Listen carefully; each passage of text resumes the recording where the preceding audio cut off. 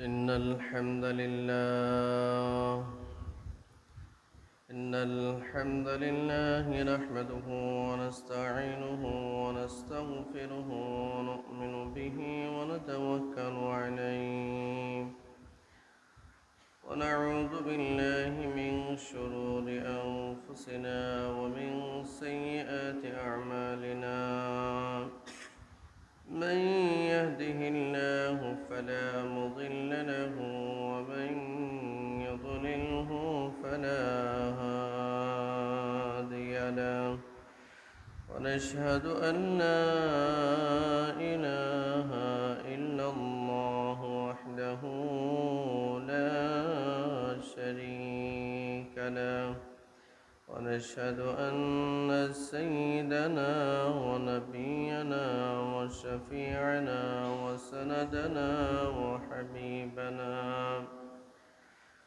وحبيب ربنا ومولانا محمدا عبده ورسوله الذي أرسل إلى الناس كافة بشيرا ونذيرا وداعيا إلى الله بإذنه وسراجا وقمرا منيرا أما بعد فأعوذ بالله من الشيطان الرجيم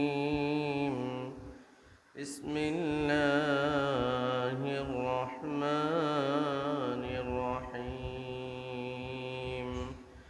النبي أولى بالمؤمنين من أنفسهم وأزواجه أمهاتهم وأولو الأرحام بعضهم أولى ببعض في كتاب الله من المؤمنين والمهاجرين إلا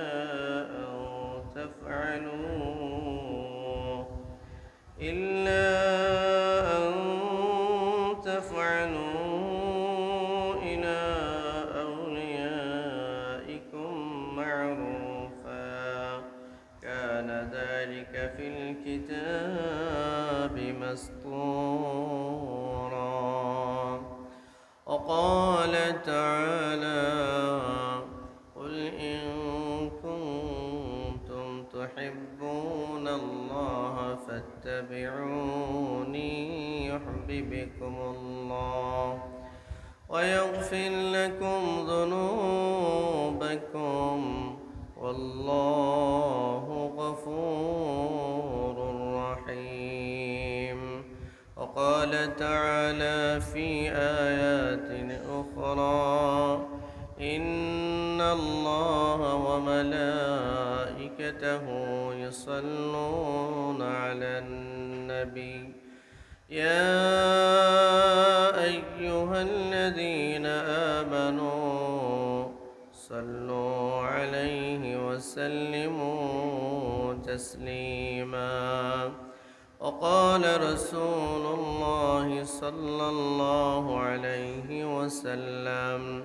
لا يؤمن أحدكم حتى أكون أحب إليه من والده وولده والناس أجمعين أو كما قال رسول الله صلى الله عليه وسلم شكر درود إبراهيم قري اللهم صل على محمد وعلى آل محمد كما صليت على إبراهيم وعلى آل إبراهيم إنك حميد مجيد اللهم بارك على محمد وعلى آل محمد كما باركت على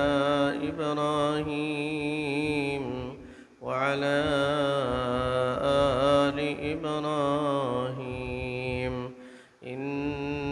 إنك حميد مجيد.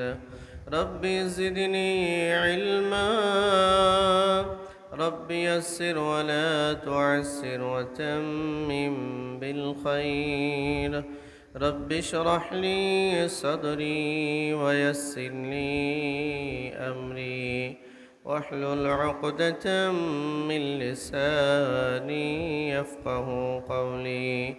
سبحانك لا علم لنا إلا ما علمتنا إنك أنت العليم الحكيم.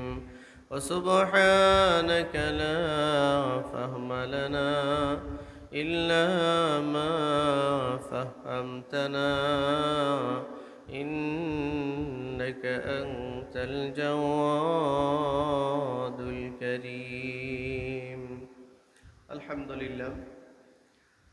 মহান আল্লাহ সুবহানাহু ওয়া তাআলার দরবারে শানে ইলাহিতে অসংখ্য গণিত শুকর ও সুজুদ আদায় করছি যে মহান রব্বুল ইজ্জত ওয়াল জালাল আমাদেরকে আজকে পবিত্র জুমার দিনে সুস্থ অবস্থায় ঈমানের হালতে রব্বুল আলামিন তার পবিত্র ঘর মসজিদে জুমার সালাত আদায় করার নিয়তে আসার তৌফিক দান করেছেন। আমরা সকলে আমাদের মহান মালিকের দরবারে অন্তরের অন্তঃস্থল থেকে শুকরিয়া জ্ঞাপন করছি, সকলে পড়ছি আলহামদুলিল্লাহ। আপনারা সকলে কেমন আছেন? আল্লাহ পাকের মেহরবানি যে আল্লাহ তাআলা আমাদেরকে মুমিন করেছেন, মুসলমান বানিয়েছেন, আমাদেরকে ঈমানের নূর দান করেছেন, আমাদেরকে সর্বশ্রেষ্ঠ নবী আখিরুল আম্বিয়া সৈয়দুল মুরসালিন ইমামুল মুরসালিন খাতামুন নবিয়্যিন মুহাম্মদুর রাসূলুল্লাহ সাল্লাল্লাহু আলাইহি ওয়াসাল্লামের উম্মত হিসেবে আল্লাহ তাআলা নির্বাচিত করেছেন, আমাদেরকে কবুল করেছেন। আমরা আবারও মহান রব্বি কারীমের দরবারে উচ্ছ্বসিত কণ্ঠে শুকরিয়া আদায় করছি, সকলে চিৎকার করে পড়ছি আলহামদুলিল্লাহ। সম্মানিত হাজিরিন, আমি আপনাদের সামনে কোরআনুল কারীমের সূরা আহজাবের 6 নম্বর আয়াত তিলাওয়াত করেছি। এছাড়াও আরও দু জায়গা থেকে কিছু আয়াত কারিমা আমি তিলাওয়াত করেছি। রাসূলুল্লাহ সাল্লাল্লাহু আলাইহি ওয়াসাল্লামের অগণিত হাদিস থেকে বরকতময় এক হাদিস তিলাওয়াত করেছি। আল্লাহ তাআলা কাছে সাহায্য প্রার্থনা করছি এই আয়াত এবং হাদিসকে সামনে রেখে সংক্ষিপ্ত সময়ে আল্লাহ তাআলা ইখলাসের নিয়তে খুতবা প্রদান করার তৌফিক যেন দান করেন। সকলে বলুন আমিন। আমি যে আয়াত কারিমা তেলাওয়াত করেছি, আল্লাহ তাআলা ইরশাদ করেন, বিসমিল্লাহির রহমানির রহিম। النبي أولى بالمؤمنين من أنفسهم। আল্লাহ তাআলা বলেন, নবী হচ্ছেন আল নবিয়্যু মানে নবী, আউলা বিল মুমিনিনা মিন আনফুসিহিম, মুমিনদের কাছে নবী হচ্ছে তাদের নিজের জীবনের চেয়েও বেশি দামি। সুবহানাল্লাহ বলবেন না? এই নির্দেশনা কি আমি দিচ্ছি না আল্লাহ দিচ্ছেন? সবাই বলুন, আল্লাহ দিচ্ছেন। আল্লাহ তাআলা বলেন মুমিনদের কাছে তাদের নবী তাদের জীবনের চেয়েও দামি। কথাটা কি অস্পষ্ট রইল নাকি না আরেকবার বলবো? আল্লাহ তাআলা বলেন মুমিনদের কাছে। কাদের কাছে? আমরা কি বলেন? আমাদের পরিচয় কি? সবাই বলেন, আমরা ঈমান আনি নাই, কালিমা পড়ি নাই, আমরা কি মুহাম্মদুর রাসূলুল্লাহ সাল্লাল্লাহু আলাইহি ওয়াসাল্লামের উপর ঈমান আনি নাই, আখিরাতের উপর ঈমান আনি নাই, আল্লাহ তাআলার উপর ঈমান আনি নাই, সুতরাং আমরা মুমিন।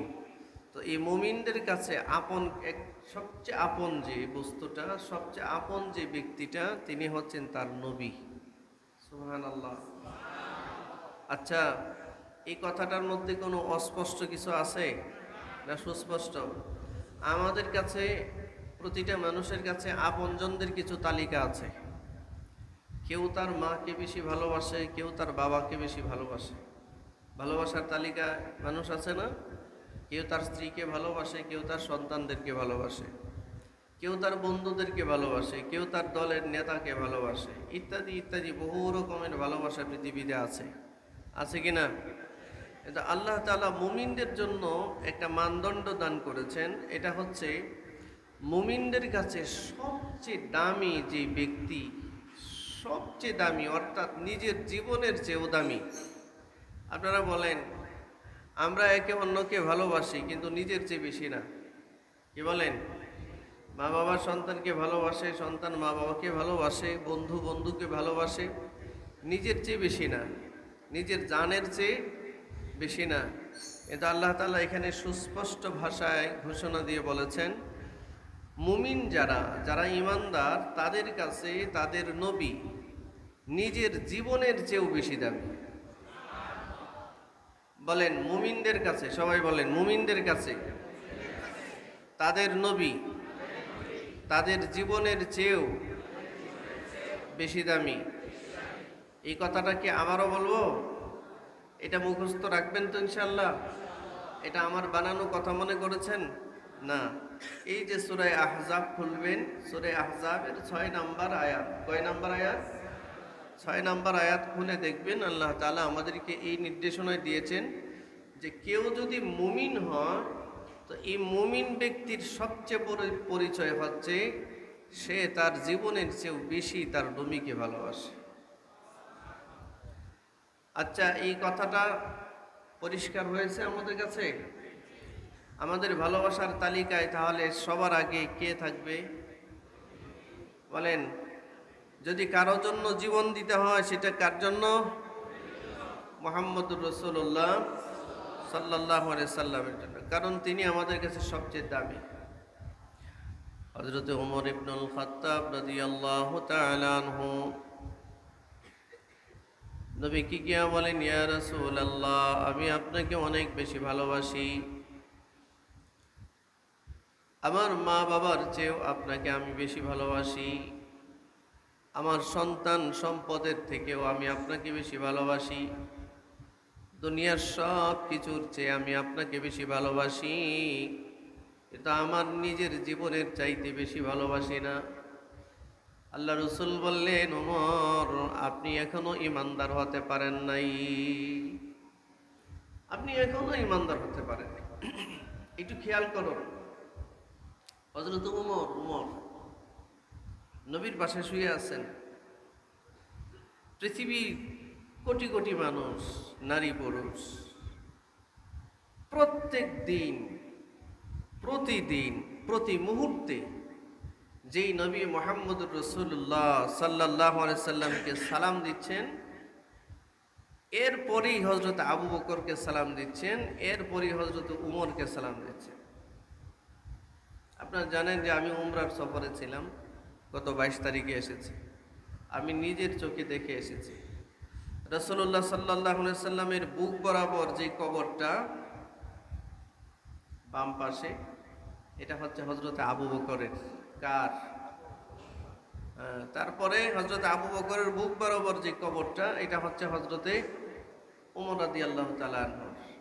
সর্বপ্রথম হাজিরা বাবু সালাম দিয়ে ঢুকে নবীজিকে সালাম দেয়, আসসালাতু ওয়াসসালামু আলাইকা ইয়া রাসূলুল্লাহ, আসসালাতু ওয়াসসালামু আলাইকা ইয়া নবিয়াল্লাহ, আসসালাতু ওয়াসসালামু আলাইকা ইয়া হাবিবাল্লাহ, আসসালাতু ওয়াসসালামু আলাইকা ইয়া সাইয়্যিদাল মুরসালিন, আসসালাতু ওয়াসসালামু আলাইকা ইয়া শাফিআল মুযনিবিন, আসসালাতু ওয়াসসালামু আলাইকা ইয়া রাহমাতাল লিল আলামিন। এই সালামটা নবীকে দেয় সব ব্যক্তিরা। আপনিও যদি মদিনায় যান, রাসূলকে এইভাবে সালাম দেবেন। এরপরেই যাকে সালাম দেওয়া হয় তিনি হচ্ছেন হযরত আবু বকর, কারণ ওনার পাশেই শুয়ে আছেন, রাসূলের পাশেই শুয়ে আছেন কে? জোরে কথা বলেন, কে শুয়ে আছেন? হযরত আবু বকর। আবু বকরকে সালাম দেন। এরপরে যাকে সালাম দেয় পৃথিবীর সমস্ত হাজিরা মুসলমানরা, তিনি হচ্ছেন হযরতে ওমর রাদিয়াল্লাহু তাআলা। 10 জন জান্নাতের সার্টিফিকেট প্রাপ্ত সাহাবীদের ভিতরে 2 নম্বর সাহাবীর নাম হচ্ছে হযরতে ওমর। 2 নম্বরে কার নাম? হযরতে ওমরের নাম। কোরআনুল কারীমে প্রায় 22টা আয়াত হযরতে ওমরের সিদ্ধান্তের উপরে আল্লাহ তাআলা নাজিল করেছেন। এত বড় গুরুত্বপূর্ণ একজন সাহাবী।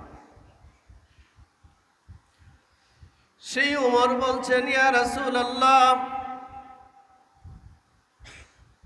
আমার মা বাবার চেয়ে আপনারে বেশি ভালোবাসি। আপনি কি বলতে পারেন যে আপনি আপনার মা বাবার চেয়ে আপনার রাসূলকে বেশি ভালোবাসেন? আমরা কিন্তু এই কথাটা বলতে পারি না। হযরত ওমর বলছেন, ইয়া রাসূলুল্লাহ, আমার সন্তানগুলোর থেকে আপনাকে বেশি ভালোবাসি। আমরা বলতে পারি না সন্তানদের থেকে রাসূলকে বেশি ভালোবাসি। হযরত ওমর বলেন, ইয়া রাসূলুল্লাহ, আপনাকে আমার সম্পদ থেকে বেশি ভালোবাসি। আমরা কিন্তু বলতে পারি না আমাদের সম্পদ থেকে রাসূলকে বেশি ভালোবাসি। হযরত ওমর বলেন, আমার স্ত্রী বিবি বাচ্চা সকলের চেয়ে বেশি ভালোবাসি। আমরা কিন্তু বলতে পারি না আমরা স্ত্রী বাচ্চার চেয়ে বেশি আপনাকে ভালোবাসি। বরঞ্চ আমাদের সমাজে তো এমন মানুষ খুঁজে পাওয়া যায়, স্ত্রী যদি বলে মুখে দাড়ি রাখা যাবে না, স্বামী দাড়ি রাখে না। ঠিক আসতে বললেও ঠিক, এটা জোরে বললেও ঠিক, ঠিক না? স্ত্রী বলছে যে মুখে দাড়ি রাখা যাবে না। দাড়ি রাখা কার সুন্নাহ বলেন?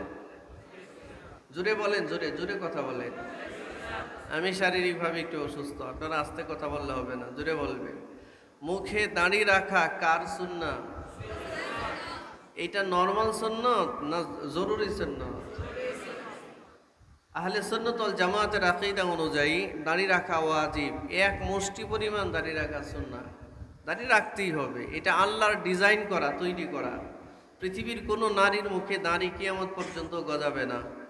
সমস্ত দাড়ি গজাবে পুরুষদের মুখে। যেই পুরুষ দাড়ি ছেটে ফেলে 24 ঘন্টা কবিরা গোনা তার আমল নামায় লিপ্ত হয়। কয় ঘন্টা? ঘুমায় থাকলেও কবিরা গুনাহ লেখা হয়। নাউজুবিল্লাহ বলবেন না? তো আমাদের দেশে তো এমন স্বামীরাও আছে যে স্বামীরা স্ত্রী যদি বলে দাড়ি রাখা যাবে না, স্বামী দাড়ি বাদ দিছে, দাড়ি রাখে না। জিজ্ঞাসা করলে বলে হুজুর বাসায় ডিস্টার্ব হয়। বাসায় কি হয়? এই কথা বলেন না, বাসায় সমস্যা, বাসায় ঝামেলা করে, বিবি সব ঝামেলা করে। মনে রাখবেন, যেই বিবি আপনার মুখে দাড়ি দেখতে পারে না, এই বিবি জাহান্নামে যাওয়ার জন্য একটা সেতু। আপনাকে জাহান্নামে নেওয়ার জন্য এটা একটা সেতু, ব্রিজ। আর এই স্ত্রী দিয়ে আপনার সংসারে বরকত কোনোদিন হবে না, এবং এ ভালো মানুষ কখনোই হতে পারে না। সহধর্মিণী তো সে যে দ্বীনের ক্ষেত্রে আপনাকে সবচেয়ে বেশি সাহায্য করবে, দ্বীনের ক্ষেত্রে চলতে আপনাকে সবচেয়ে বেশি সাহায্য করবে। যাই হোক, হযরত ওমর বলেন, হুজুর আমার সামনে যা আছে আমি সব কিছুর চেয়ে বেশি ভালোবাসি আপনাকে, তবে আমার জীবনটার চেয়ে বেশি না। আল্লাহর রাসূল বললেন, ওমর জীবনের চেয়ে যেহেতু বেশি ভালো আমাকে বাসেন না, তো আপনি এখনো পরিপূর্ণ মুমিন হতে পারেন নাই।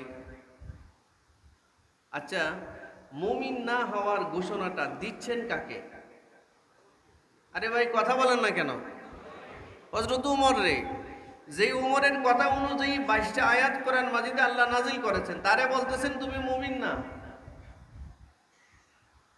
যে ওমরের ব্যাপারে জান্নাতের সার্টিফিকেট আসছে, সেই ওমরকে বলছেন তুমি নিজের থেকে আমারে বেশি ভালোবাসো না, তো তুমি মুমিন না।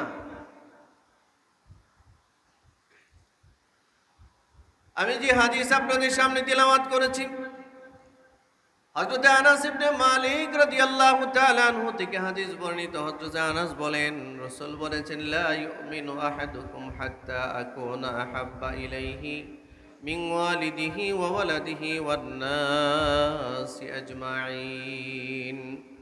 ততক্ষণ পর্যন্ত পূর্ণ কামিল মুমিন হতে পারবে না যতক্ষণ পর্যন্ত তুমি তোমার সন্তান, সম্পদ, মাল, আওলাদ, এমনকি নিজের থেকেও সবচেয়ে বেশি ভালো নবীরে ভালো না বাসবে, ততক্ষণ পর্যন্ত তুমি পূর্ণ মুমিন হতে পারবে না। কনসেপ্টটা অস্পষ্ট না সুস্পষ্ট? এটা পরিষ্কার। আপনি নিজেকে দাবি করবেন আপনি রসুলকে ভালোবাসেন, অথচ নবীর সুন্নাহ, নবীর তরিকার উপরে আপনার কোনো ইস্তেকামত নাই, নবীর জীবন আদর্শের প্রতি আপনার কোনো ভ্রুক্ষেপ নাই, এ জাতীয় ভণ্ডামির কোনো দাম নাই, এ জাতীয় ভালোবাসার কোনো মূল্য নাই। হযরত ওমরের মতো ব্যক্তিকে রসুল বলেন, ওমর, এখনো পর্যন্ত নিজ থেকে আমাকে বেশি ভালো আপনি বাসতে পারেন নাই। আমি রসুল বলছি আপনি এখনো পূর্ণ মুমিন হতে পারেন নাই। হযরত ওমর বলেন, আমি চিন্তায় পড়ে গেলাম, কি বললাম? আর রসুল আমাকে কি সংবাদ দিলেন? আমার সন্তান থেকে রসুলকে আমি বেশি ভালোবাসি, আমার বিবি বাচ্চা থেকে বেশি ভালোবাসি, আমার সম্পদ থেকে বেশি ভালোবাসি, তারপরে বলে আমি ইমানদার না। হযরত ওমর বুকের মধ্যে হাত দিয়া এবার বলে, ইয়া রাসূলুল্লাহ, আমি ঘোষণা দিচ্ছি এই দুনিয়ার জমিনে আমি আমার নিজের জানের চেয়েও আপনারে বেশি ভালোবাসি। আমার যে জীবন এই জীবনটা থেকেও আপনাকে আমি বেশি ভালোবাসি। এবার আল্লাহর নবী বললেন, ওমর, এবার আপনি পূর্ণ মুমিন হলেন। আল্লাহু আকবার, জোরে বলেন আল্লাহু আকবার। আচ্ছা, ওমর কি ঈমানের ঘোষণা দিয়ে পূর্ণ মুমিনের ঘোষণা দিলেন আল্লাহর রসুল কখন? যখন বললেন, আমি আমার জীবনটার চেয়েও আপনাকে বেশি ভালোবাসি। সুবহানাল্লাহ। ভালো কেন বাসবেন না রসুলকে বলেন? আমাদের রসুল কি কেন নিজের জীবনের চেয়ে বেশি ভালোবাসবেন না? আচ্ছা, আপনাদের কাছে কি মনে হয় এই হাদিস দ্বারা আমরা কি বুঝতে পারি? আমাদেরকেও তো একই হালত। যদি বলি যে আমার নিজের জীবনের থেকে রসুলকে বেশি ভালোবাসি না, তাহলে কি আমরা মুমিন হতে পারবো? যদি বলেন পারবো? একটা হাদিস শোনায় আপনাদের কি, বুখারী শরীফের হাদিস, 4781 নম্বর হাদিস। আল্লাহ রসুল সাল্লাল্লাহু আলাইহি ওয়াসাল্লাম বলেন, জানো হে দুনিয়ার মানুষ, আমার উম্মতের জন্য আমার মতো দুনিয়া এবং আখিরাতে কল্যাণকামী আর কেউ তোমাদের নাই। কেন আমাকে সবচেয়ে বেশি ভালোবাসবে না তোমরা? কারণ আমি যে তোমাদেরকে সবচেয়ে বেশি ভালোবাসি, দুনিয়াতে আমি তোমাদের সবচেয়ে বেশি আপন, আখিরাতেও আমি সবচেয়ে বেশি আপন। আল্লাহু আকবার বলেন। আখিরাতে আপনার বন্ধু কে আছে, কে আপনার উপকার করবে? এক দুইজনের নাম বলেন। বলেন, আছে? আখিরাতে আপনার উপকার করতে পারে এমন কেউ আছে? হ্যাঁ? রাসূল বলেন, আমি আখিরাতেও তোমার সবচেয়ে বেশি আপন, সবচেয়ে বেশি আপন। সাহাবায়ে কেরাম একদিন প্রশ্ন করলেন, ইয়া রাসূলুল্লাহ, ময়দানে মাহশারাতে মানুষ একজন আর দুইজন থাকবে না, সারা দুনিয়ার সব মানুষের আনাগোনা হাসরের ময়দানে থাকবে, এত অসংখ্য মানুষের ভিতরে আপনাকে আমরা কোথায় গিয়ে খুঁজবো? কোথায় পাবো? কোথায় গেলে আপনার সান্নিধ্য পাবো? কোন জায়গায় গেলে আপনাকে খুঁজে বের করা যাবে? আল্লাহ রসুল বললেন, সাহাবীরা, ময়দানে মাহশরে আমারে খুঁজবা তিনটা জায়গায়। কয়টা জায়গায়? বলেন, কয় জায়গা? এই তিন জায়গা ছাড়া আর কোথাও থাকবো না, আমি তিনটা জায়গায় থাকবো। আর এই তিনটা জায়গায় আমার উম্মত বিপদে পড়বে, সেখানে বিপদ থেকে সরাবার জন্য আমি থাকবো সেখানে। এক নাম্বার, আমাকে তোমরা খুঁজে পাইবা হাউজে কাউসারে। কোথায়? হাউজে কাউসার কারে দান করছেন?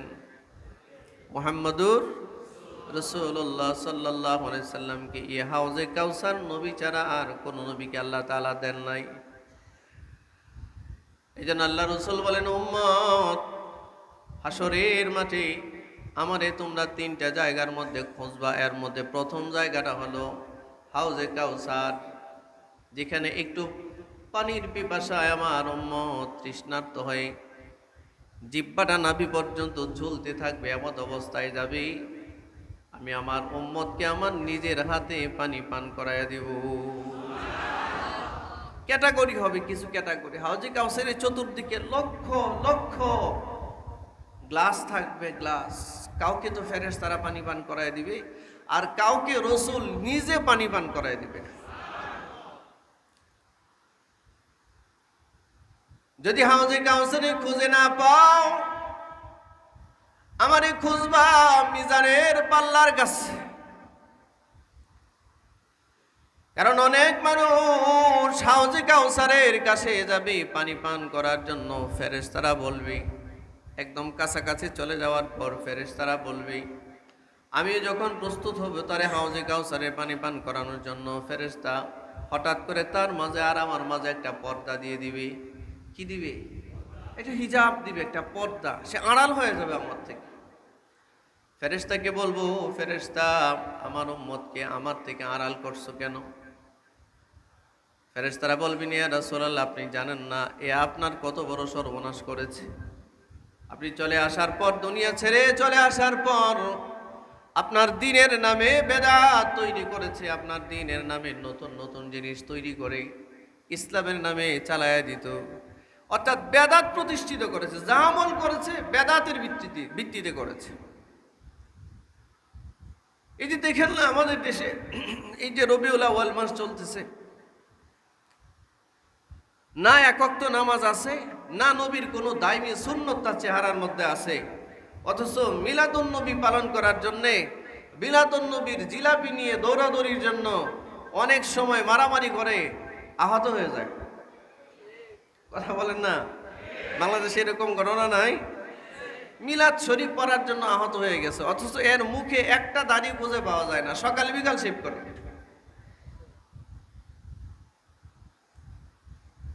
এটা তো ঠিক না ভাই। এত বড় ভুল কেন করতেছেন? মনে রাখবেন এই ভুলগুলোর কারণে নবীর হাউজে কাউসার থেকে আপনি বিতাড়িত হতে পারেন। আল্লাহর রাসূল বলেন, যখন ফেরেশতারা বলবে ইয়া রাসূলুল্লাহ, আপনার এই উম্মত আপনার দ্বীনকে বিকৃত করে দিয়েছিল, আপনার দ্বীন সঠিকভাবে পালন করে নাই, তার যেমনে মন চাইছে এমনি দ্বীন পালন করেছে। আল্লাহ রাসূল বলবেন সুহকান সুহকান লিমান গায়্যারা বাদি, দূর হও, আমার এখানে তোমার কোনো জায়গা নাই। আল্লাহ আপনি আমাদেরকে রক্ষা করেন, আমাদেরকে আমাদের প্রিয় নবীর হাউজে কাউসার থেকে পানি পান করবার তৌফিক দান করেন। সকলে বলো আমিন। নবীজি বলেন, ও সাহাবীরা, হাউজে কাউসারে যদি না পাও, মিজানের পাল্লার কাছে যাইবা, সেখানে আমাকে পাইবা। কারণ মিজানের পাল্লায় আমার উম্মত মুসিবতে পড়বে, বিপদে পড়বে। মিজানের পাল্লার মধ্যে যে উম্মতের আমল নামা ওজন দেওয়া হবে, ওজন, এই ওজনের মধ্যে বহু সংখ্যক উম্মতের আমলের পাল্লাটা পাতলা হয়ে যাবে। ফেরেশতারা এর গ্রেফতার করে জাহান্নামে নিয়ে যাওয়ার জন্য প্রস্তুত হয়ে যাবে। একটা হাদিস মনে হয়েছে প্রাসঙ্গিক, আমি বলে দিই, মনে রাখবেন। মিজানের পাল্লার মধ্যে সবচেয়ে ওজনী আমল দুইটা, খুব খেয়াল করেন। মিজানের পাল্লার মধ্যে সবচেয়ে ওজনী আমল হচ্ছে দুইটা। কয়টা? মিজানের পাল্লায় সব আমল ওজন হবে, তবে দুইটা আমলের ওজন সবচেয়ে বেশি হবে। নামাজের চেয়ে ওই আমলের ওজন বেশি হবে, রোজা থেকে ওই আমলের ওজন বেশি হবে, হজ থেকে, দান সাদাকা থেকে ওই আমলের ওজন বেশি হবে। এক নাম্বার হলো মানুষের মধুর ব্যবহার, সুন্দর ব্যবহার, আখলাক। আখলাক, আমরা ব্যবহার, মানুষের সাথে সুন্দর একটা ব্যবহার করতে হবে। এই ব্যবহারটা আমরা এটাকে কোনো আমল মনে করি না, অথচ আল্লাহ রসুল বলেন মিজানের পাল্লার মধ্যে সবচেয়ে ভারী আমলগুলোর মধ্যে বড় একটা আমল হচ্ছে মানুষের সুন্দর ব্যবহার। ভাই কথাটা খেয়াল করেছেন? 500 বছরের নামাজ যদি এক পাশে রাখেন, আপনার একদিনের একটা সুন্দর ব্যবহার যদি এক পাশে রাখেন, তো আপনার এই সুন্দর ব্যবহারটার ওজন মিজানের পাল্লায় বেশি হবে, বেশি। চিৎকার করে আল্লাহু আকবার বলুন, আরো জোরে আল্লাহু আকবার বলুন। আর আমাদের সবচেয়ে বড় অভাব হচ্ছে সুন্দর ব্যবহারের। জাহান্নামী মানুষদের বড় স্বভাব হচ্ছে এরা বদমেজাজি হয়। জাহান্নামী মানুষের বড় স্বভাব এরা রূঢ় স্বভাবের হয়, খুব রাগী, খুব ক্রিটিক্যাল। মানুষ দেখলে ওরে ভয় করে, ধারে কাছে যাইতে চায় না। সব সময় একটা সন্ত্রাস সন্ত্রাস ক্যাডার ক্যাডার ভাব নাই। কথা বলেন না কেন? রাসূল বলেন এই আমলগুলো অত্যন্ত বদ আমল। আল্লাহ তাআলা এই জন্য কোরআন মাজিদে বলেন, উতুল্লিম বা'দা যালিকা জানিম।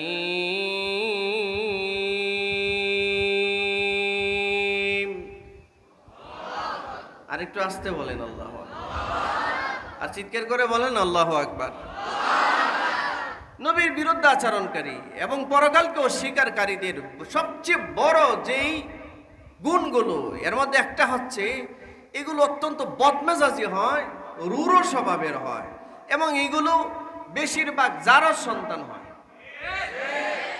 রাসূলের বিরুদ্ধে আচরণ যারা করে, দ্বীন ইসলামের বিরুদ্ধে আচরণ যারা করে, কোরআন সুন্নাহর বিরুদ্ধে আচরণ যারা করে, এই তিনটা স্বভাব কোরআন মাজিদে আল্লাহ তাআলা উল্লেখ করেছেন।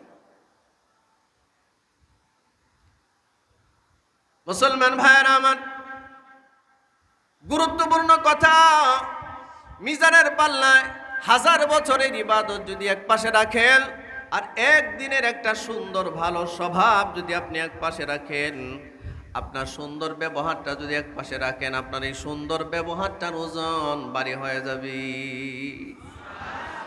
আচ্ছা ভাই, পাথরের ওজন বেশি না তুলার ওজন বেশি? আরে কথা বলেন না কেন আপনারা? পাথরের ওজন বেশি না তুলার ওজন বেশি? পাথরের ওজন যেমন বেশি, লোহার ওজন যেমন বেশি, ময়দানে মাহশরে মিজানের পাল্লায় সবচেয়ে বেশি ওজন হবে মানুষের সুন্দর ব্যবহারের। আমাদের দেশের প্রবলেম হচ্ছে, আমরা যখন মানুষের সাথে সুন্দর ব্যবহার করি, হুসনে আখলাক প্রদর্শন করি, তখন মানুষ মনে করে লোকটা মনে হয় দুর্বল। এটা দুর্বলতার সুযোগ নেয়। কথা বলেন না কেন? দুর্বলতার সুযোগ নেই, এটা কি কিছুই মনে করে না। এজন্য আল্লাহর নবী বলেন, মিজানের পাল্লায় সবচেয়ে বেশি ভারী আমলের নাম হচ্ছে সুন্দর ব্যবহার। 2 নাম্বার, মিজানের পাল্লায় সবচেয়ে বেশি ভারী আমলের নাম হচ্ছে হুসনে আখলাক, খুব উন্নত মানের চরিত্র। যার চরিত্র সুন্দর, মিজানের পাল্লায় তার আমলের ওজন বেশি হয়ে যাবে। 500 বছর ইবাদত করছে, চরিত্র ভালো ছিল না, মসজিদ থেকে বের হয়ে যায়, চোখের হেফাজত করতে পারে না। নামাজ পড়ে বের হয়েছে, জবানের হেফাজত করতে পারে না। কোটি টাকা দান করে কিন্তু ধোঁকাবাজি ছাড়তে পারে না, প্রতারণা ছাড়তে পারে না। লাভ নাই, এগুলোর দ্বারা লাভ নাই। এই জন্য আল্লাহর রাসূল বলেন, মিজানের পাল্লায় যদি তোমার আমলটাকে ওজন করতে চাও, 2টা আমলকে সুন্দরভাবে সাজাও। এর মধ্যে একটার নাম হচ্ছে সুন্দর ব্যবহার, আর একটার নাম হচ্ছে সবচেয়ে উন্নত মানের চরিত্র। সুবহানাল্লাহ। এই ভাই, একটু বোঝার চেষ্টা করেন, হাদিসটার ওজন বোঝার চেষ্টা করেন। রাসূল বলছেন, যিনি জান্নাত জাহান্নামের সংবাদ দিয়েছেন আমাদেরকে, যিনি আল্লাহর সংবাদ দিয়েছেন, সেই রাসূল বলছেন, মিজানের পাল্লা যদি সবচেয়ে কার্যকরী ওজনী আমল বানাতে চাও, এই 2টা আমল করো। 1 নাম্বার, চরিত্র সুন্দর করো, চরিত্র। 2 নাম্বার, ব্যবহারটা সুন্দর করো। আর মাশাআল্লাহ, আমাদের ব্যবহার দেখলে কুকুর বিড়ালও দৌড়াইতে থাকে। কথা বলেন না? আরো জোরে বলেন না? এগুলো বাদ দেন ভাই, এগুলো বাদ দেন। মানুষের সাথে ভালো ব্যবহার করেন। শিক্ষক ছাত্রের সাথে ইহসানের ব্যবহার করেন। বাবা সন্তানের সাথে ইহসানের ব্যবহার করেন।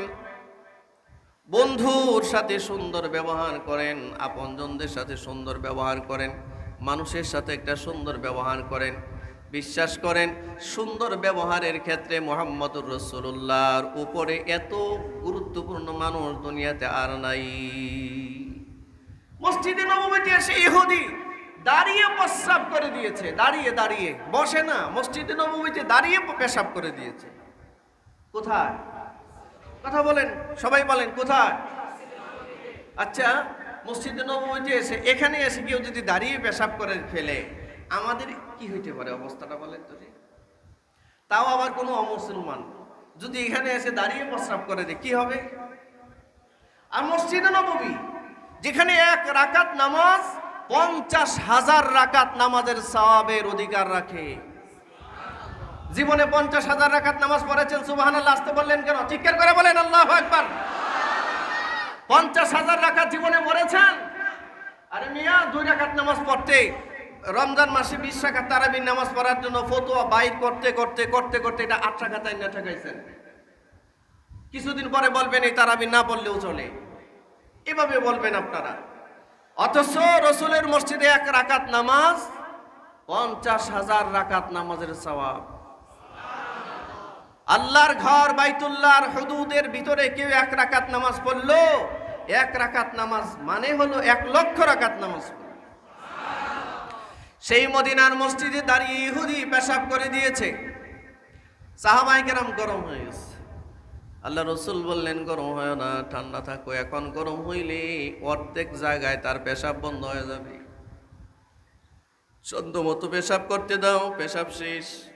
রসুল কাছে গিয়া বললেন, ওই ইহুদি, তুমি মনে হয় জানো না এটা মুসলমানদের একটা ইবাদত ঘর, এটা আমাদের সবচেয়ে বড় গুরুত্বপূর্ণ জায়গা মসজিদ। তুমি বুঝতে পারো নাই, এখানে আমরা পেশাব করি না, এখানে আমরা ইবাদত করি। আমরা ইবাদত করি। আচ্ছা ঠিক আছে, যাও, ভুল হয়ে গেছে, তুমি চলে যাও, যাও, তুমি চলে যাও। আচ্ছা, আমরা কি এর আসতে যেতে দিতাম? কি বলেন? দিতাম? আমরা যে হুজুগে বাঙালির মুসলমান। একথা বলে আল্লাহ রসুল কোন সাহাবীকে বলেন নাই চলো পেশাব পরিষ্কার করি, এটা বলেন নাই। না বলে নিজেই পেশাব পরিষ্কার করার জন্য এই কাপড় চোপড় নিয়ে যা নষ্ট করছে এগুলো নিয়ে রসুল রওনা দিয়ে দিচ্ছেন। সুবহানাল্লাহ। আর একটু আসতে বলেন, হ্যাঁ। আচ্ছা, আর এত উন্নত ব্যবহার কারে বলে? এই ব্যবহার, এই ধৈর্য আপনার ভিতরে আছে? জোরে বলেন না, আছে আপনার ভিতরে? এই জন্য রসুল বলছেন, যার এই ব্যবহারটা সুন্দর, মিজানের পাল্লায় তার আমলনামা ওজন হবে। 5,000 কোটি টাকা আল্লাহ রাস্তায় দান করে যা অর্জন করতে পারেন নাই, একটা সুন্দর ব্যবহারের দ্বারা আপনি তার চেয়ে বেশি মর্যাদা মিজানের পাল্লায় রাখতে পারেন।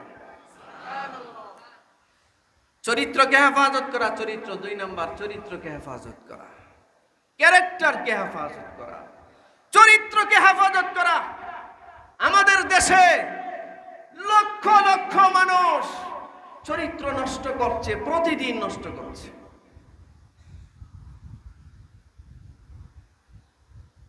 হ্যাঁ, আল্লাহ আপনি হেফাজত করেন। চরিত্র হেফাজতের জন্য বিয়ে করবে না, জিনা করবে। হচ্ছে না? কথা বলেন না কেন? জোরে বলেন। জিনা করবে, আল্লাহ থেকে হেফাজত করবে। মুসলমান ভাইয়েরা আমার, এই জন্য আল্লাহ নবী বললেন, ও সাহাবীরা, মিজানের পাল্লায় আমার উম্মত বিপদে পড়বি। তোমরা যদি আমাকে হাউজে কাউসারে না পাও, মিজানের পাল্লায় গিয়া খুঁজো, আমি মিজানের পাল্লাই থাকবো। আমার উম্মত মুসিবতে পড়লে আমি আমার পকেট থেকে একটা কালিমা লিখিত একটা কাগজ মিজানের পাল্লায় যখন দিব, তার আমলের ওজনের পাল্লাটা ভারী হয়ে যাবে। এখানেও যদি খুঁজে না পাও, আমারে পুলসিরাতে পাইবা। যে পুলসিরাতে 30,000 বছরের রাস্তা, চুলের চেয়েও চিকন, খুরের চেয়েও উদার, কোনো আলো নাই, কোনো লাইটিং নাই, প্রত্যেকটা মানুষের পার হতেই হবে। ওইখানে আমারে খুঁজে পাইবা। আল্লাহু আকবার বলেন। এই 3 জায়গা ছেড়ে আমি কোথাও হাসরের মাঠে যাব না। 3টা থেকে একটা জায়গায় আমারে খুঁজে পাইবা। আপনারা যারা এখানে আছেন একটা বার একটু আমারে বলেন, এই 3টা বিপদের জায়গায় আপনার আপনজন কারে আপনি খুঁজে পাবেন? কারে খুঁজে পাবেন আপনি? আছে কেউ? তো নাই। তো আপন কারে বানাবেন আপনি? এই জন্য আল্লাহ তাআলা বলেন, আন-নাবিয়্যু আওলা বিল মুমিনিনা মিন আনফুসিহিম। নবী হচ্ছে মুমিনদের কাছে তাদের জীবনের চেয়ে বেশি আপন। সুবহানাল্লাহ। রাসূলও বলেন, কেন আপন জানো? আমি আমার উম্মতকে আপন করে নিয়েছি। আমি সবচেয়ে তোমাদের কল্যাণকামী। দুনিয়াতেও আমি তোমাদের সবচেয়ে আপন, পরকালেও আমি তোমাদের সবচেয়ে আপন। হ্যাঁ, হাদিসে রাসূল বলেন কেমনে আপন? আচ্ছা বলেন, পৃথিবীতে কেউ কারো ঋণের বোঝা নেয়? ঋণের বোঝা? বুখারীর হাদিস 4781 নম্বর হাদিস, খুঁজে দেখেন। আল্লাহ রাসূল বলেন, জানো আমি তোমাদের কত আপন? আমার উম্মতের মধ্য থেকে কেউ যদি মারা যায়, মারা যাওয়ার পর তার রেখে যাওয়া সম্পদের উত্তরাধিকারী হয় তার ওয়ারিসান যারা, তারা তার ছেলে মেয়ে বিবি বাচ্চা, তারা উত্তরাধিকার হয়, ওয়ারিসের উত্তরাধিকার হয়। আর আমার যে উম্মত মারা যায় তার এমন সন্তান রেখে অথবা বিবি রেখে যাদের কোনো আশ্রয় নাই, আমি রাসূল বললাম যে উম্মত, আমার যে উম্মত মারা গেছে, অসহায় শিশু বাচ্চা রেখে এতিম অবস্থায় এতিম রেখে মরে গেছে, এই এতিম বাচ্চাদের দায়িত্ব আমি মুহাম্মাদের। আচ্ছা, আপনি কয়টা এতিমের দায়িত্ব নিয়েছেন? আপনার জীবনে আপনি কয়টা এতিমের দায়িত্ব নিয়েছেন? আর রাসূল বলেন, আমার উম্মত থেকে যদি কেউ মরে যায়, তার বাচ্চা এতিম হয়, পৃথিবীর সব উম্মতের সব এতিম বাচ্চার দায়িত্ব আমার। ওদের লালন পালন করার দায়িত্ব আমার।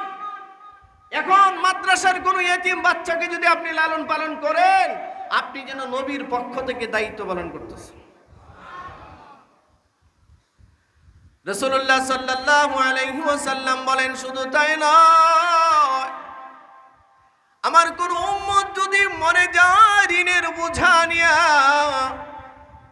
লক্ষ লক্ষ কোটি কোটি টাকা ঋণের বোঝা নিয়ে মরে গেছে, আদায় করার মতো সুযোগ তার ছিল না, ঋণ পরিশোধ করবার সুযোগ তার ছিল না, সেই ঋণ পরিশোধ করা ব্যতিরে গিয়ে মরে গেছে, আমি নবী তোমাদের এত আপন, হে উম্মত শোনো, আমার উম্মত থেকে যারা ঋণের বোঝা নিয়ে মরে গেছে, আমি রাসূলের দায়িত্ব, আমি আমার উম্মতের এই পক্ষ থেকে আমি তার ঋণের বোঝা সারাইয়া দেব।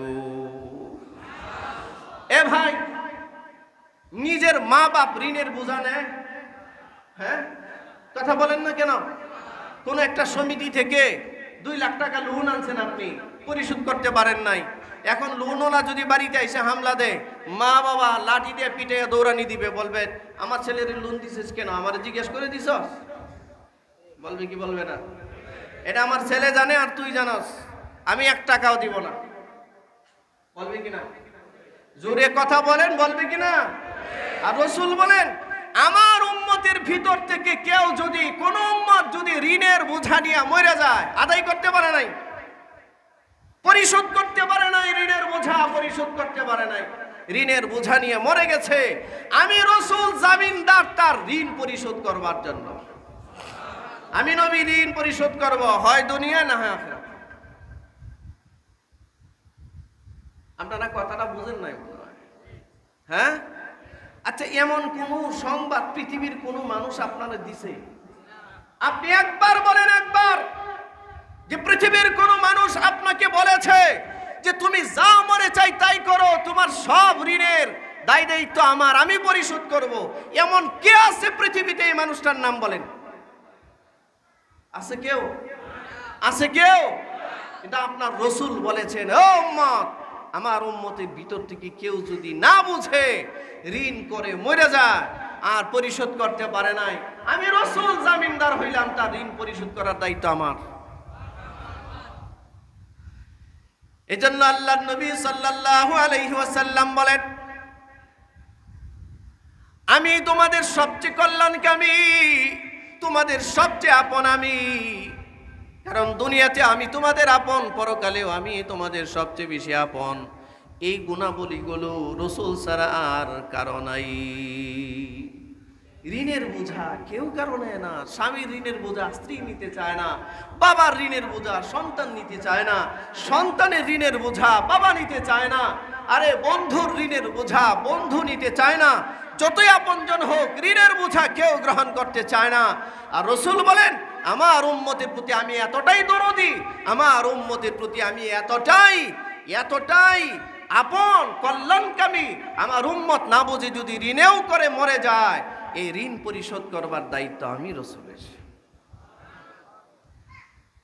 এই জন্য রসুল বলেন, আমি যে তোমাদের সবচেয়ে আপন, এই কথাটা বোঝার জন্য কোরআন মাজিদের আয়াতটা একটু তেলাওয়াত করো। আন-নাবিয়্যু আওলা বিল মুমিনিনা মিন আনফুসিহিম। মুমিনদের কাছে সবচেয়ে আপন হচ্ছে তাদের নবী।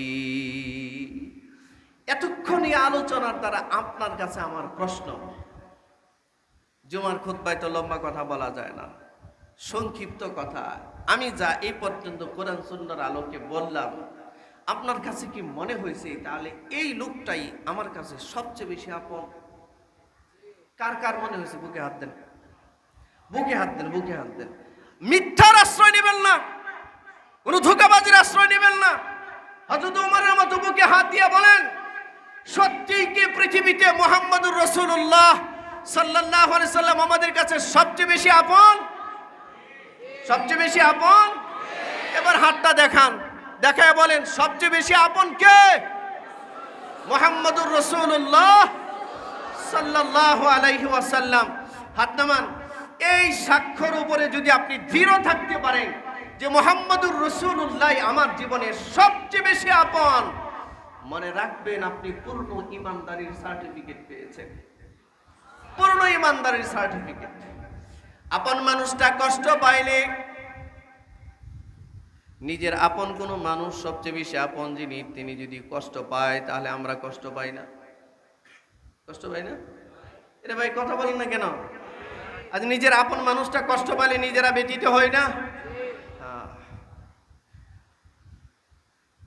পৃথিবীতে এমন লিডার আর নাই, এমন ব্যক্তি আর নাই মুহাম্মদ রাসূলুল্লাহ সাল্লাল্লাহু আলাইহি সাল্লামের মতো মর্যাদা রাখে। সারা দুনিয়ার মানুষের দুইটা জায়গার প্রতি টান। একটা হচ্ছে বাইতুল্লাহ, কালো গিলাপ দিয়ে আবৃত। কাবার দিকে সারা দুনিয়ার মানুষের টান, মানুষকে যেন টানে। আমি নিজে সাক্ষী, নিজে দেখেছি কাবা চত্বরে ইহরামের কাপড় পরে যখন গিয়ে দাঁড়াইছি, লক্ষ লক্ষ মানুষ চতুর্দিক থেকে ভিতরে ঢুকে, এখান থেকেও কাবা দেখতেছেন, ইহরামের কাপড় পরে লাব্বাইক আল্লাহুম্মা লাব্বাইক লাব্বাইক লা শারীকা লাক লাব্বাইক ইন্নাল হামদা ওয়ান নি'মাতা লাকা ওয়াল মুলক লা শারীকা লাক। এই তাহলিল পড়তে পড়তে, এই তালবিয়া পড়তে পড়তে যখন আপনি আল্লাহর ঘরের সামনে যাবেন, যাওয়া পর্যন্ত মাথা নিচু রাখতে হয়।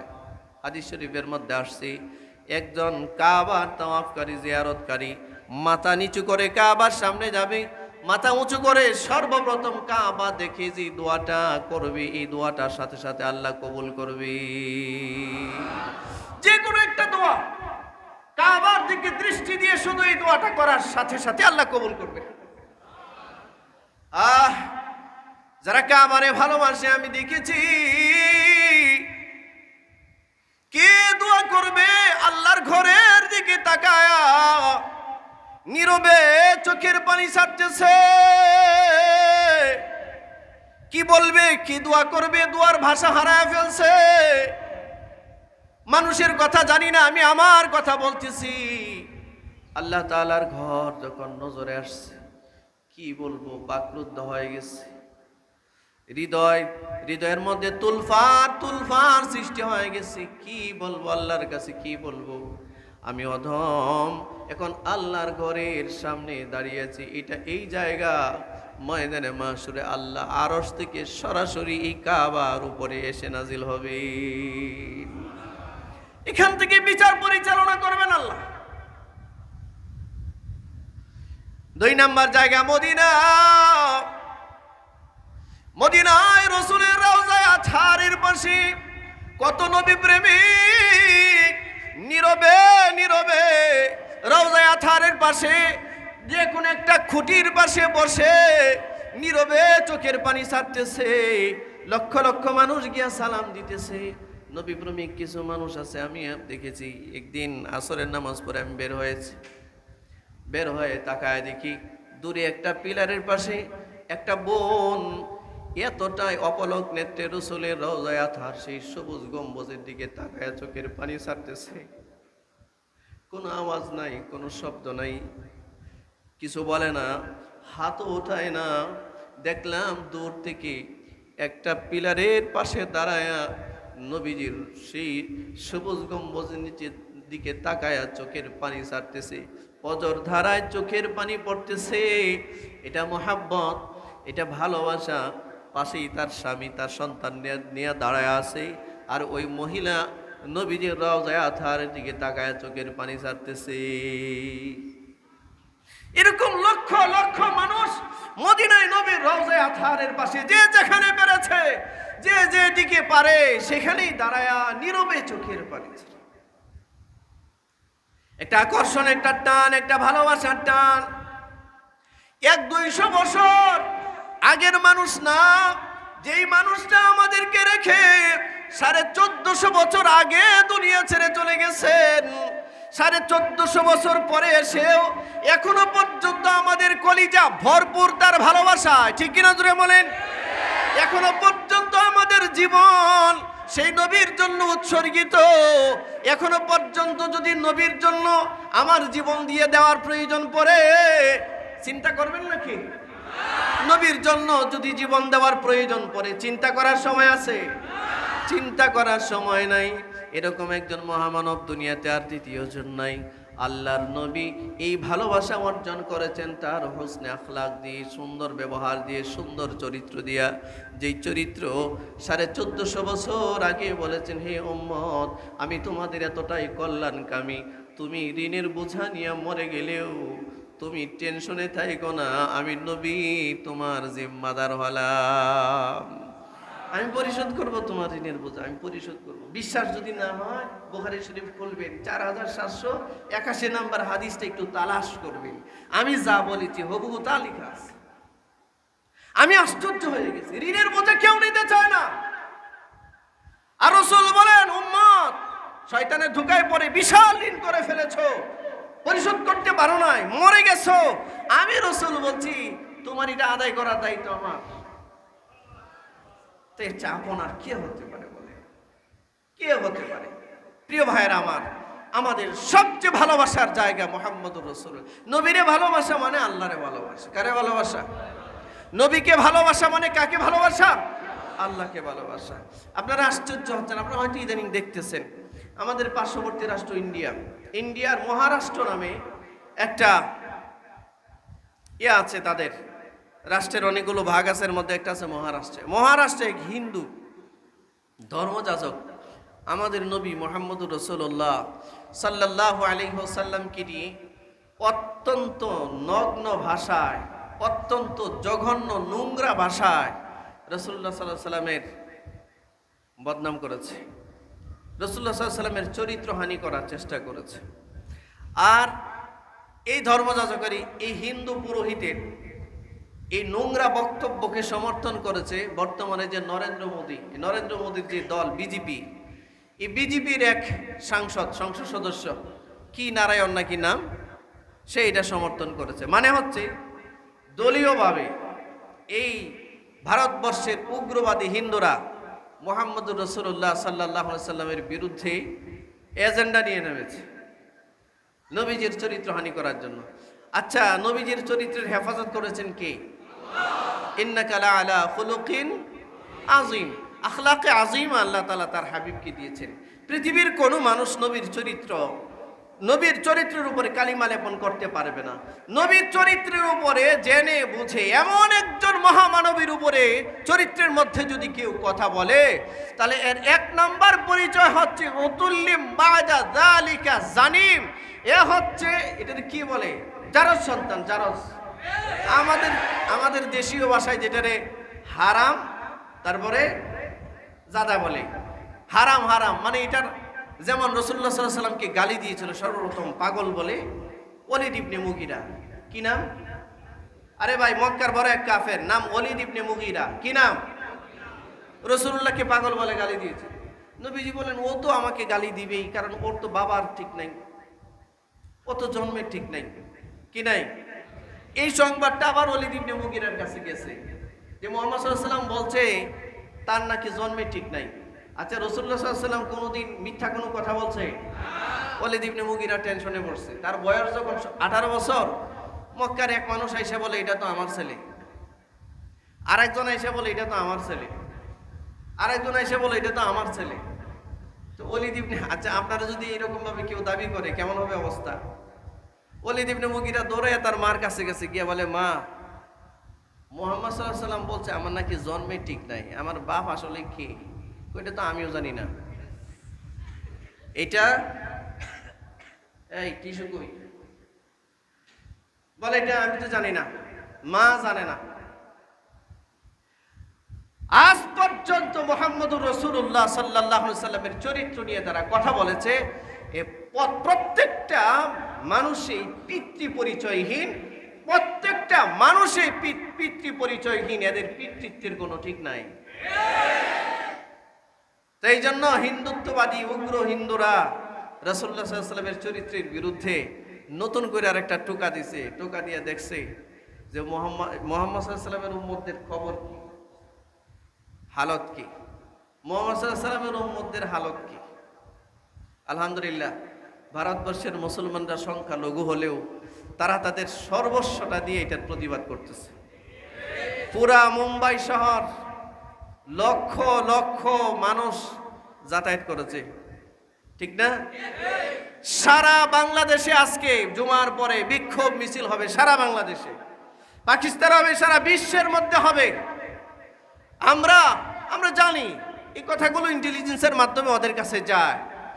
আমরা এই উগ্র হিন্দুদেরকে জানায় দিতে চাই, আপনারা বলেন, আমরা কি হিন্দুদের কোনো ধর্মগুরু নিয়ে কখনো বিরক্ত কিছু বলেছি? আমরা কিছু বলেছি? ওরা যে একদম সুস্পষ্ট মিথ্যা ধোঁকাবাজি একটা মানে ধর্ম পালন করে, তারপরেও তো আমরা এদের ব্যাপারে কিছু বলি না, বলি? আচ্ছা, তা আমরা যখন বলি না, তোমরা কেন আমার রসুল সম্পর্কে বলো? ওরা একটু টুকা দিয়ে দেখে যে মুসলমানরা জীবিত আছে কিনা। আরে মুসলমানরা জীবিত আছে। মুসলমানরা নিজের জীবনের চেয়ে, নিজের সন্তানের চেয়ে, নিজের মালের চেয়ে, নিজের বাড়িঘরের চেয়ে সবচেয়ে বেশি ভালোবাসে মুহাম্মদুর রাসূলুল্লাহ সাল্লাল্লাহু আলাইহি সাল্লামকে। সারা পৃথিবীর মুসলমানদেরকে যদি এক ব্যক্তির জন্য জীবন দিতে হয়, এক ব্যক্তির জন্যই জীবন দিতে প্রস্তুত আছে পৃথিবীর 200 কোটি মুসলমান, ঠিক কিনা জোরে বলেন? 200 কোটি মুসলমান জীবন দিতে প্রস্তুত আছে। আপনারা আছেন তো ইনশাআল্লাহ? শোনেন, মুসলিম মিল্লাতের মধ্যে কমতি থাকতে পারে, নামাজ কম পড়তে পারে, রোজা কম রাখতে পারে, হজ কম করতে পারে, হয়তো দাড়ি রাখে নয়, কিন্তু রাসূলুল্লাহর ইজ্জতের উপরে হামলা হলে কোনো মুসলমান বসে থাকে না। এটা হচ্ছে নবী, তার হৃদয়ের অত্যন্ত গভীরে বসবাস করে, হৃদয়ের গভীরে তার ভালোবাসা। এই জন্য বেনামাজি হয়েও নবীর বেইজ্জতি বরদাস্ত করতে পারে না, একজন বেরোজাদার হয়েও নবীর অপমান বরদাস্ত করতে পারে না, নবীর সুন্নত দাড়ি রাখে নাই তারপরেও নবীর বেইজ্জতি বরদাস্ত করতে পারে না। এটা প্রমাণ করে তার হৃদয়ের গভীরে মুহাম্মদুর রাসূলুল্লাহ সাল্লাল্লাহু আলাইহি সাল্লামের মহব্বত, ঠিক কি না? এই মহব্বত আমাদের নাজাতের কারণ হবে ইনশাআল্লাহ। বলেন, জোরে বলেন ইনশাআল্লাহ। আল মারউ মা মান আহাব্বা, যে যারে ভালোবাসে, যে যার সাথে চলে, যারে পছন্দ করে, তার সাথে তার হাসর হবে। আমরা তো রাসূলকে ভালোবাসি, নবীর সাথে হাসর হবে আমাদের ইনশাআল্লাহ। আমার প্রিয় ভাইয়েরা, আমরা এই আন্দোলনে, এই প্রতিবাদ মিছিলে অংশগ্রহণ করতে চাই। রাজি আছেন? কারা কারা রাজি আছেন? নামাজের পরপরই হাত নামান, নামাজের পরপরই আমরা ভাতাইল মোড়ে যাব। আমাদের মাদ্রাসা থেকে আমিও যাব, আমি নিজে যাব, আমার নেতৃত্বে যাবে মিছিল। এবং এই অঞ্চলের সমস্ত প্রায় মসজিদগুলো থেকে সমস্ত ইমাম সাহেবরা মিছিল নিয়ে ভাতাইল মোড়ে আসবে। সেখান থেকে আমরা আমাদের এই প্রতিবাদটা, আমরা যে রাস্তায় নেমেছি নবীর মহব্বতে, আমাদের এই চেহারাটা ভিডিও করে নবীর রওজায়ে আতহারে ফেরেশতারা পৌঁছায় দেবে। এই আমাদের সালাম রসুলের রোজায় পৌঁছায় না? আমরা যদি এখন একটা সালাম দিই নবীর রোজায় পৌঁছাবে না? আমাদের নাম সহ পৌঁছাবে না? আপনারা বলবেন হুজুর সমস্যা হইল ইন্ডিয়া, আমরা এখানে মিছিল করে লাভ কি? আপনি যদি বলেন যে এখানে মিছিল করে লাভ কি, তাহলে আপনি কম বুঝেন। ও ভাই, আপনার বুঝে সমস্যা আছে। আমাদের এই মিছিল করে লাভটা তো আমাদেরই। মিছিল করবো আমরা, নবীর রওজায় আথারে আমাদের ছবিগুলো যাবে, আর এইগুলো হাসরের মাঠে আমাদের মুক্তির কারণ হবে ইনশাআল্লাহ, মুক্তির কারণ, এবং নবীর শাফাআতের কারণ হয়ে দাঁড়াবে ইনশাআল্লাহ। বলেন ইনশাআল্লাহ। তা আমরা নামাজের পরে যাবো তো ইনশাআল্লাহ? বেশি সময় না, হয়তো আধা ঘন্টার ভিতরে আমরা এখান থেকে সর্বোচ্চ হাশেম প্লাজা পর্যন্ত যাব। আমরা আমাদের প্রতিবাদটুকু জানিয়ে আবারও যার যার মতো ফেরত আসবো ইনশাআল্লাহ। আমরা এই প্রতিবাদ মিছিলে সবাই অংশগ্রহণ করব। আল্লাহ তৌফিক দান করুন, সকলে বলুন আমিন। আমরা যারা